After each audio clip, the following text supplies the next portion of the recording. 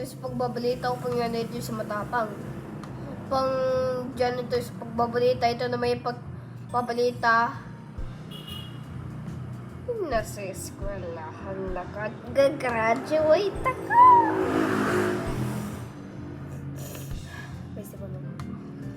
Dyan ito sa pagbabalita, ito yung pagka-graduated sa isang balita. Dyan ito yung maging newscaster dito sa isang totoo lamang.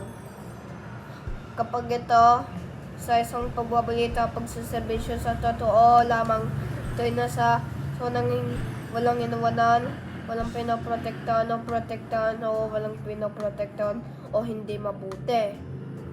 Diyan ito sa pagbabalita na yun pagbabalita isang matapang upang yaan nito sa bayan. Sa isang balita, sa isang pagbabalita, ito na yung pagbabalita dito na sa radyo ang balita. Sa DRWD na magtatagpuan dito sa radyo ang balita upang dito na sa 11:59 AM. Ito na, dito na. Tignan natin date. Excuse me. February 5 na! Morning na. Morning na Kung naman ito sa pagbabalita na tignan ko ay kalendar. Sa isang pagbabalita, ito na.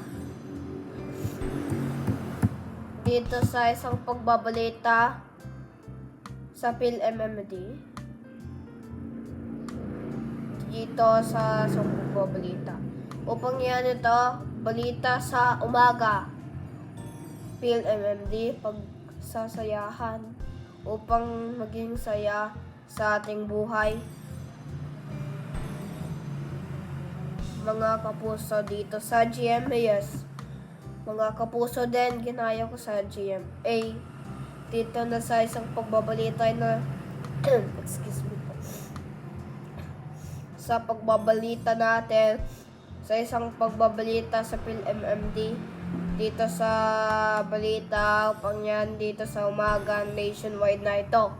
Pagbabalita sa umaga upang yan ito sa isang pagbabalita upang yan ito pagtatagpuan dito sa isang balita sa 5 bilang ko hours baka dinamit ko lang 1, 2,